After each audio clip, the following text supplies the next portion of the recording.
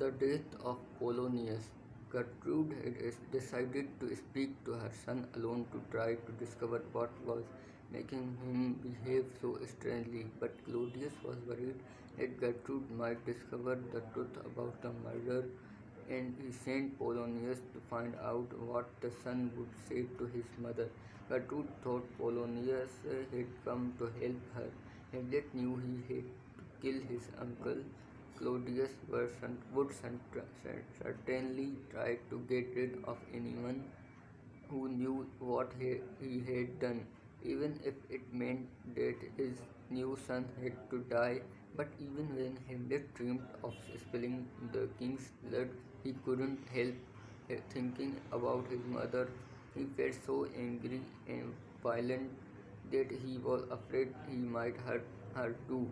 He couldn't help hating her for what she had done, but he tried to control his feelings. I will speak duly to her, but I will not use my sword, but he said to himself.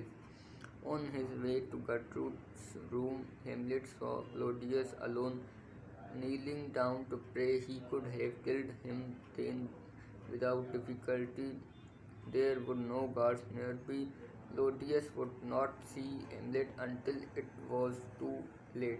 Hamlet knew that he had to kill his uncle, and just then, at the terrible hour of midnight, he felt he could do it. However, he also knew that if he killed Claudius while he was praying, that evil murderer would go straight to heaven. Hamlet's own dear father was still suffering because he had died without being able to pray for forgiveness. No, decided Hamlet, there will be no forgiveness for my uncle. I'll kill him when he's just committed a sin.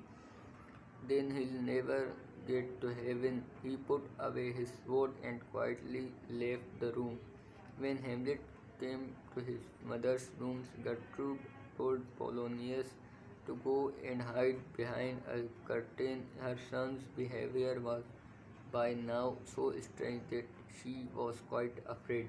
After all this excitement, Hamlet could hardly stop himself from hurting his mother.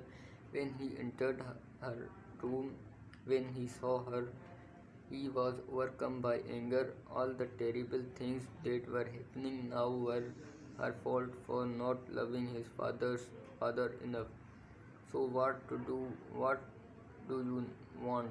He said rudely. Hamlet, I am very unhappy with your behavior. You have shocked your father very much.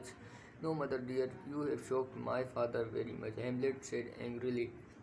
How could his mother speak to him as if Claudius was his father and her first husband had never existed? Come, come, you are not answering me seriously, exclaimed Gertrude. Go, go, you are questioning me wickedly, cried Hamlet. Why, Hamlet, have you forgotten who I am? Gertrude said she was terribly shocked. Of course not. You are the queen. You are your husband's brother's wife. For unfortunately, you are also my mother, although I wish you weren't. Gertrude had heard enough. She cried to leave the room, but Hamlet stopped her. He took hold of her wrist and forced her to sit down. Sit down here in front of his mirror, he shouted. Look hard at yourself.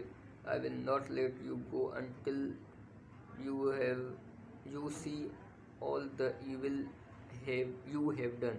Gertrude was terrified. Her son was so strange and violent. He is going to kill me, she screamed. Help, help. Polonius, who was still behind the curtain, heard her cry. He also began shouting for help. Hamlet rushed across the room to the curtains, realizing that someone was hiding there. He thought it was a king. Ah, there's a rat there, he shouted out and pushed his sword hard through the thick curtain and through the body of the man behind it. Polonius was killed immediately. The dead man fell from behind the curtain into the room. Oh, what a terrible thing you have done, cried his mother. It is wicked and terrible a thing is killing a king and marrying his brother, cried Hamlet. Gertrude was horrified. What was her son saying? Killing a king? What did you say?